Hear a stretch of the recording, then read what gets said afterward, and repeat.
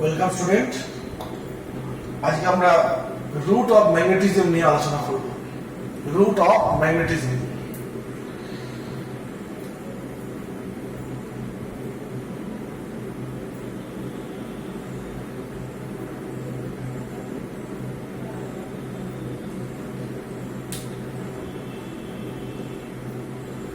পদার্থের সবচেয়ে ক্ষুদ্রতম স্বাধীন কণা কি?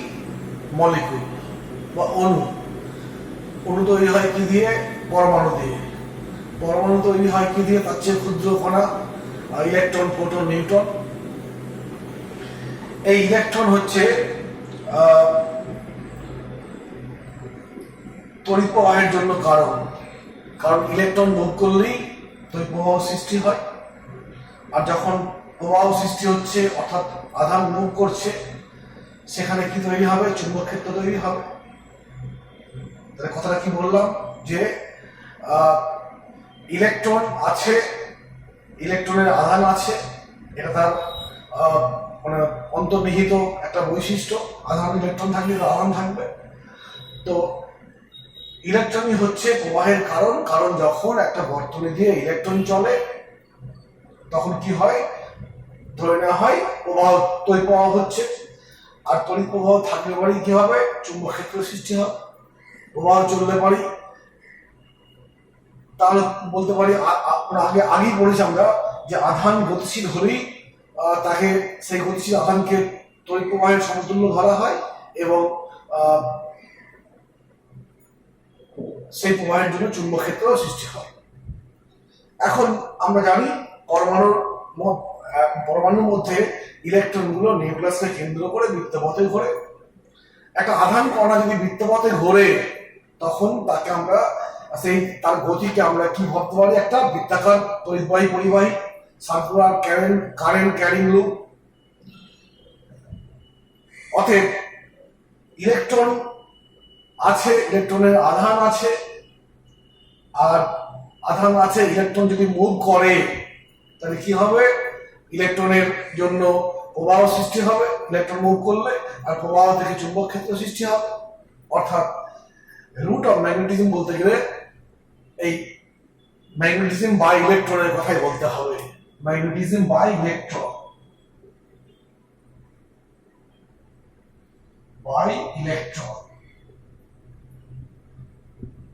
রুট অফ ম্যাগনেটিজম বলতে গেলে বলতে হবে ম্যাগনেটিজম বাই ইলেকট্রন। তো ফার্স্ট আমি শুরু করছি একটা আধান কণা। আধানটাকে প্লাস নিয়ে ঘুরছি, ধনাত্মক আধান কণা একটা বৃত্তপথে ঘুরছে। যেমন ইলেকট্রন পরমাণু নিউক্লিয়াসকে কেন্দ্র করে তার চারিদিকে ঘুরতে থাকে বৃত্তাকার পথে।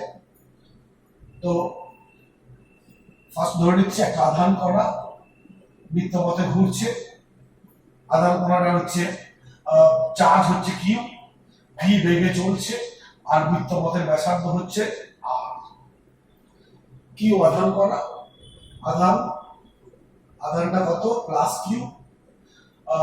ব্যাসার্ধ, বৃত্তপথের ব্যাসার্ধ হচ্ছে আর। গতিবেগ কোন এক সময় গতিবেগ হচ্ছে বৃত্তপথে গতিবেগ হচ্ছে ভি। কৌণিক বেগ ওমেগা, কম্পাঙ্ক ইত্যাদি থাকবে। পর্যায়কাল ধরে নাও, পর্যায়কাল টি ইত্যাদি আছে। অতএব কিউ আধান আর ব্যাসার্ধে বৃত্তপথে আবর্তনের জন্য প্রবাহ কত হবে? Q by T. প্রবাহ মানে তো কিউ বাই টি, আই সমান কিউ বাই টি। এখানে আমি কিউ টি ধরলাম। টিটা কি? আবর্তনকাল। আবর্তনকাল কত হবে? তাহলে এটাকে আমি একটা ইকুয়েশন বললাম। আবার আবর্তনকাল কত?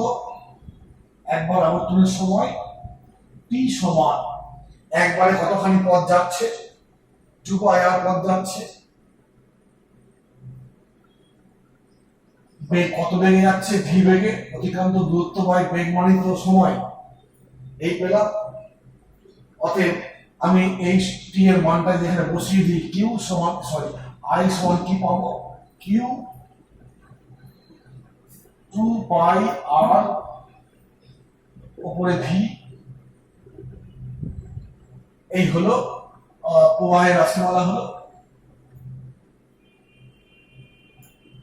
এটা তোমার আই সমান কিউ ভি 2 পাই আর, এই হলো একটা ইলেকট্রন বা সরি একটা আধান করা, ধনাত্মক আধান করা কিউ মানে আধান, ভি বেগে আর ব্যাসার্ধের বৃত্তপথে ঘুরছে। তো বৃত্তপথে ঘুরছে আধান করা মানে সেটা একটা বৃত্তাকার প্রবাহী লুপের সঙ্গে সমতুল্য, এবং সেই প্রবাহী লুপ দিয়ে প্রবাহের মানটা কত হবে আধানের জন্য, না আই সমান কিউ ভি 2 পাই আর। অতএব ওই আধানের জন্য ম্যাগনেটিক ডাইপোল মোমেন্ট, চুম্বক দ্বিমেরু ভ্রামক, এটাকে আমি মিউ দিয়ে প্রকাশ করছি। চুম্বক দ্বিমেরু ভ্রামককে আমরা মিউ দিয়ে প্রকাশ করব। তোমার বইয়ে হয়তো সেই আগে যেমন বলেছিলাম পি এম, শীত তৈরিতে ডাইপোল মোমেন্টকে পি দিয়ে প্রকাশ করা হয়। আমরা আগের ক্লাসেও চুম্বক দ্বিমেরু ভ্রামককে পিএম দিয়ে প্রকাশ করেছি। এখানে আমরা এই জিনিসটা কি, এইটা কি আমি মিউ দিয়ে প্রকাশ করলাম। মিউটা কি, না একটা আধান বৃত্তপথে আবর্তনের জন্য যে প্রবাহ লুপের সমতুল্য হয়, সেই প্রবাহ লুপটা একটা ডাইপোলের মতো আচরণ করবে, এবং সেই ডাইপোলের মোমেন্ট কত হবে, মিউ সমান আই ইনটু এ। এ হচ্ছে ক্ষেত্রফল, এই লুপটার ক্ষেত্রফল। অতএব মিউ সমান আই, আয়ের মানটা দেখো এখানে আছে, আয়ের মানটা কিউ ভি 2 পাই আর, এটা হচ্ছে পাই আর স্কয়ার। অতএব মিউ সমান আসছে, একটা পাই কাটছে, কিউ ভি আর, নিচে একটা 2 থাকবে। এই হলো চুম্বক দ্বিমেরু ভ্রামকের মান পেলাম। আমরা জানি চুম্বক দ্বিমেরু ভ্রামক একটা ভেক্টর রাশি, আর সেই ভেক্টরের দিকটা দেখবে চিহ্ন নিয়ম প্রয়োগ করে দেখবে দিকটা হবে এই দিকে। এই প্রবাহের জন্য, এই চার্জের জন্য মিউ এর দিকটা হচ্ছে এই দিকে। এইবার এটা মান পেয়েছি কিউ1 ভি/2। এখন আধানটা বৃত্তপথে ঘুরছে, অর্থাৎ সেই সার্কুলার মোশনের কথা ভাবো, ক্লাস 11 শিখেছি। বৃত্তপথে বস্তু আবর্তন করলে পারে রৈখিক ক্ষেত্রে যেমন রৈখিক ভরবেগ থাকে, বৃত্তপথে আবর্তনের সময় কৌণিক ভরবেগ, তাকে এল দিয়ে প্রকাশ করা হয়। কৌণিক ভরবেগ অ্যাঙ্গুলার মোমেন্টাম কৌণিক ভরবেগ, তাকে এল দিয়ে প্রকাশ করা হয়। অতএব আধান কণার অ্যাঙ্গুলার মোমেন্টাম এল সমান কি আর ক্রস পি হয় ভেক্টরিক্যালি, আর এমনি বলা হয় কি মানটা কত হয় এম ভি আর। এই আর হচ্ছে এটা, এম ভিটা হচ্ছে এটা, এম ভি আর। এল তো একটা ভেক্টর রাশি, তোমরা দেখবে এক্ষেত্রে দেখবে এলটা এই দিকেই হবে, এল দিকটা এদিকে হবে। নিয়মগুলো প্রয়োগ করবে, ওই সমস্ত করছি না। এই হলো। এখন আমি এই ইকুয়েশনটাকে এটাকে আমি একটু সাজিয়ে লিখছি। মিউ সমান কিউ লিখলাম, একটা এম ভি আর করলাম, নিচে একটা 2m দিয়ে, ওপর নিচে 2m দিয়ে গুণ করলাম। এমটা কি ওই আধান কণার ভর, তাহলে লিখতে পারি মিউ সমান কিউ, এই এম ভি আরটা দেখো L/2m। এই হলো, যদি তোমার ভেক্টরিক্যালি দেখানো হয় ভেক্টর সম্পর্কটা Q/2m L ভেক্টর। এই হলো একটা আধান কণা, কিউ মানে আধান কণা বৃত্তপথে আবর্তন করছে, তাহলে সেটা একটা বৃত্তাকার লুপের সমতুল্য হয়ে যায়। আর বৃত্তাকার লুপ ম্যাগনেটিক ডাইপোলের মতো আচরণ করে। সেই ডাইপোলের মোমেন্ট হচ্ছে কি এই আধান কণার আবর্তনের জন্য মোমেন্ট বলতে পারি। সেই মোমেন্ট ম্যাগনেটিক ডাইপোল মোমেন্ট হচ্ছে এভাবে সম্পর্কিত। এখানে এলটা হচ্ছে মেকানিক্সের টার্ম আর মিউটা হচ্ছে ম্যাগনেটিজমের টার্ম। এখানে আধানের সঙ্গে যুক্ত হয়ে গেল ক্লাসিক্যাল, এখানে মেকানিক্স আধানের সঙ্গে যুক্ত হয়ে ম্যাগনেটিজম চলে আসছে, বলো এর ব্যাপারটা আসছে। এই বন্ধু ঠিক আছে। দেখো এক্ষেত্রে এল এবং মিউ একই দিকে আছে। এইবার আমরা এটা জেনারেল একটা ফর্মুলা বার করলাম যে কোনো একটা আধান কণার জন্য। যদি আধান কণাটা ইলেকট্রন হয়ে যায় তাহলে কি ঘটবে এবার দেখা যাক। এই বন্ধু আছে, আমি এবার এটা মুছে ফেললাম, দিয়ে আধান কণাটি যদি ইলেকট্রন হয় সেক্ষেত্রে এই সম্পর্কটা কি ঘটবে ওটা দেখি। যদি কণাটি ইলেকট্রন হয় তবে কিউ সমান মাইনাস ই, অতএব মিউ এর এক্সপ্রেশনটা কি হয়ে যাচ্ছে, মিউ সমান minus Q minus E by 2ml। কি চলে এলো, একটা মাইনাস চলে এলো। কেন না, ধনাত্মক আধানের ক্ষেত্রে ধরা হয় ধনাত্মক আধান যেদিকে যায় সেদিকে প্রবাহ ধরে নেওয়া হয়, আর ইলেকট্রন যেদিকে যায় তার উল্টো দিকে প্রবাহ ধরা হয়। অতএব এখানে আমি ধনাত্মক আধানের বদলে একটা ইলেকট্রন নিয়েছি, ইলেকট্রনের আধান ই, কিন্তু চার্জটা মাইনাস, প্রকৃতিতে মাইনাস লিখলাম। এখন ইউ ভেক্টর, এই মিউ ভেক্টর মানে চুম্বক দ্বিমেরু ভ্রামক এবং এল পরস্পর বিপরীতমুখী হয়ে আসছে। অর্থাৎ যদি এই যে ছবিটা গেছিলাম এটা আমি একটা যে কোনো একটা প্লাস চার্জের জন্য গেছিলাম, যদি এইটাকে আমি ঘুরিয়ে দিই, ধরে নাও ওভার ঠিক আছে, ইলেকট্রনটা এই দিকে ঘুরছে, ইলেকট্রনটা এই দিকে যাচ্ছে, ব্যাসার্ধ একই আছে, তাহলে প্রবাহ কোন দিকে হবে, উল্টো দিকে হবে প্রবাহ। যদি ইলেকট্রন যায় তো উল্টো দিকে প্রবাহ হবে। এই ক্ষেত্রে দেখবো আমরা যে প্রবাহটা একই আছে, অর্থাৎ পিএমটা এই মুখী হবে, কিন্তু এলটা হবে কি রকম মুখী, এই রকম মুখী হবে ইলেকট্রনের ক্ষেত্রে। অর্থাৎ ইলেকট্রনের ক্ষেত্রে চুম্বক দ্বিমেরু ভ্রামক ভেক্টর এবং তার যে কৌণিক ভরবেগ ভেক্টর আছে সেই ভেক্টর দুটোর দিক পরস্পর বিপরীতমুখী, এই সম্পর্ক থেকে আমি পাচ্ছি। ঠিক আছে, এটা ভেক্টর সম্পর্ক। আমি শুধু মানটা নিয়ে এগিয়ে যাচ্ছি। এবার এখান থেকে মানটা কত হবে, ই বাই 2ml, মানটা হচ্ছে এটা।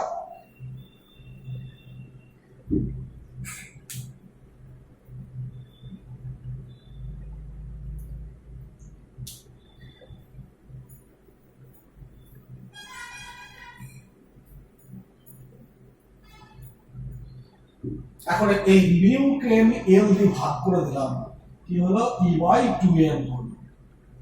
এটা একটা কনস্ট্যান্ট রাশি, ধ্রুবক, আর এই ধ্রুবকটার নাম হচ্ছে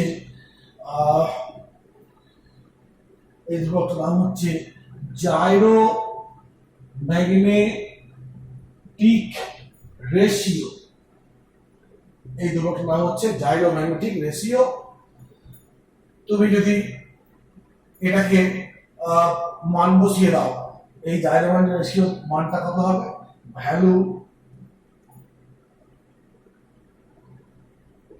value of gyro magnetic ratio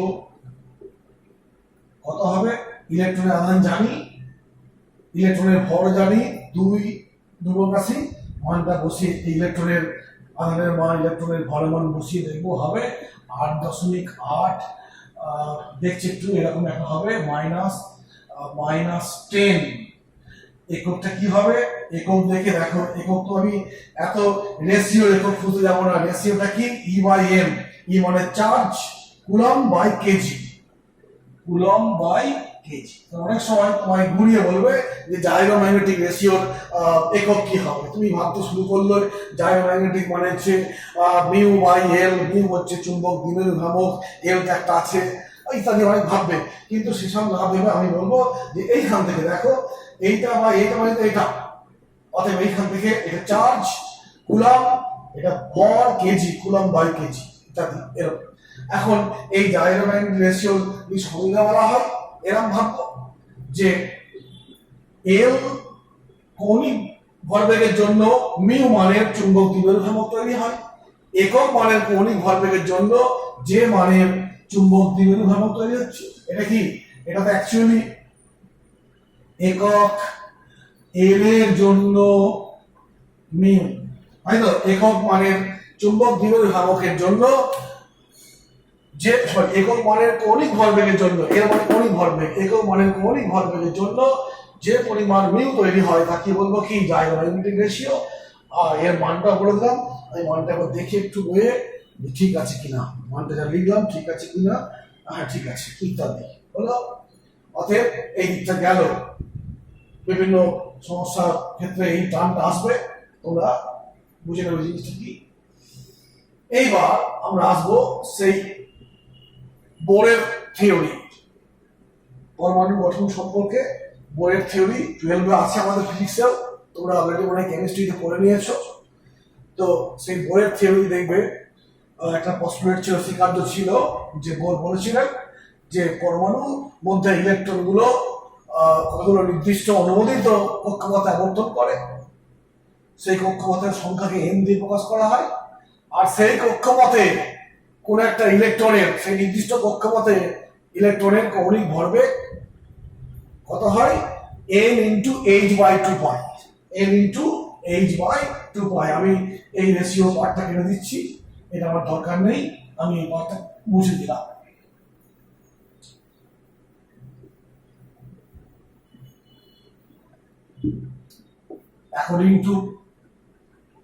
according to Bohr, B-O-H-R, Bohr's theory,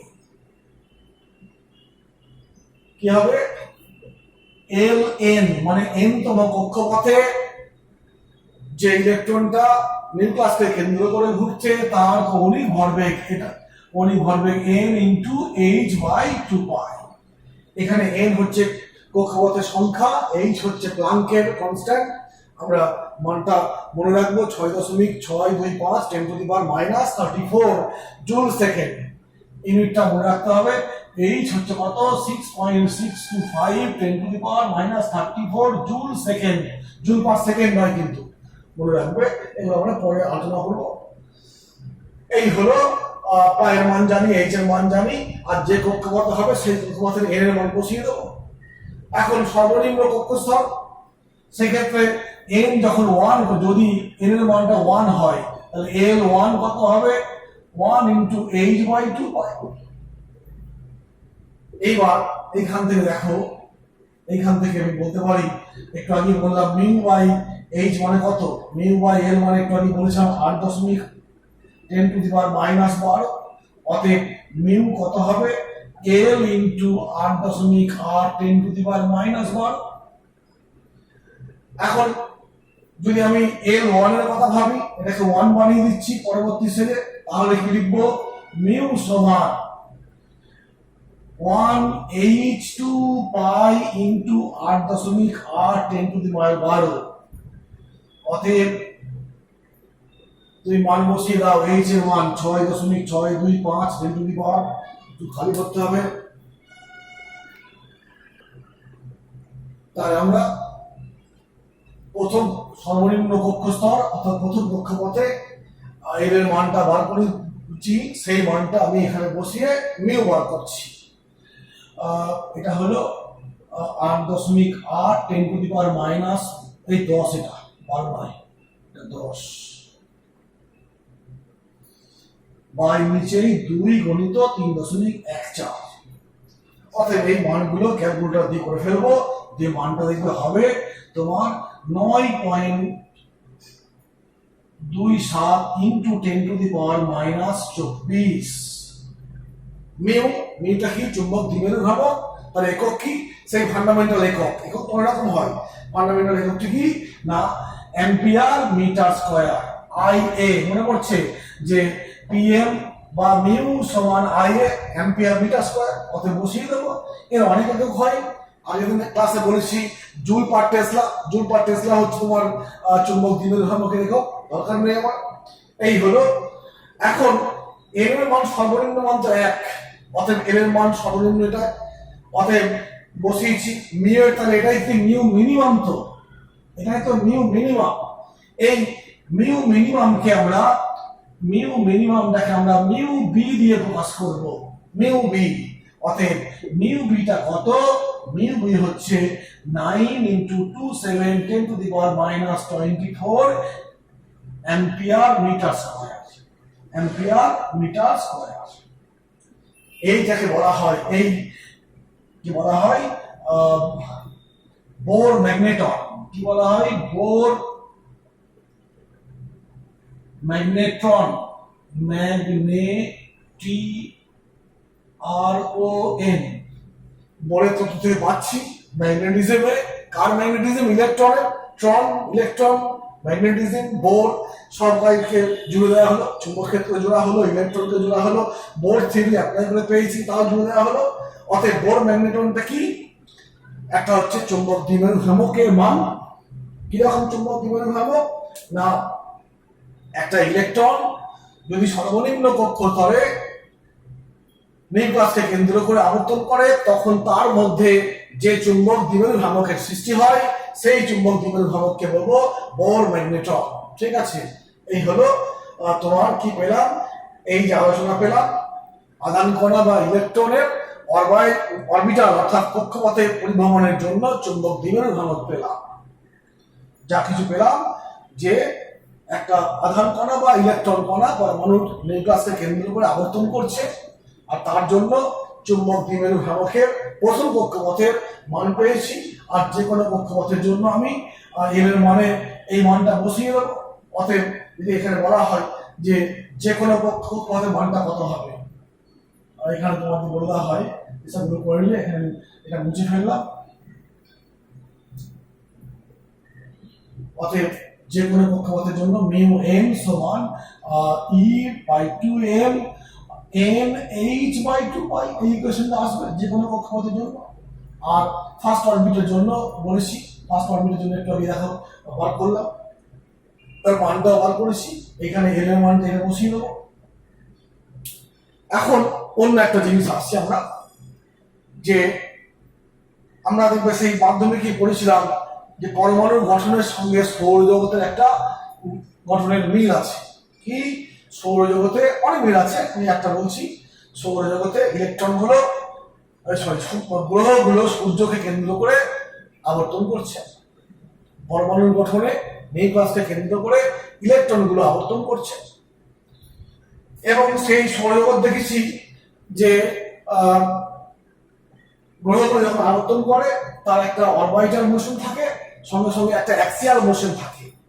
যেমন পৃথিবীর ক্ষেত্রে আমরা পাই আণবিক গতি, যেটা বৃত্তপথে ঘোরার জন্য হচ্ছে, আর একটা বার্ষিক গতিটা বৃত্তপথে ঘোরার জন্য হচ্ছে, আর একটা আছে কি আণবিক গতি, অর্থাৎ নিচে রক্ষে চারিদিকে ঘুরছে, এরকম ঘুরছে। মানে ঠিক ব্যাপারটা এরকম, ব্যাপারটা তোমার এরকম বলে একটু যে এরকম একটা বৃত্তপথে ঘুরছে, সে এরকম ঘুরছে, কিন্তু কেমন করে এরকম মানে নিজের স্পিন করতে করতে ঘুরছে, এরকম ঘুরতে ঘুরতে যাচ্ছে। অর্থাৎ এই যে নিজের অক্ষের সাপেক্ষে ঘূর্ণনটাকে বলা হয় স্পিন, আর বৃত্তপথে ঘূর্ণনটাকে বলছে অরবিটাল মোশন বা বার্ষিক গতি গ্রহের ক্ষেত্রে, আর নিজের অক্ষে তারা বলছি তোমার আণবিক গতি।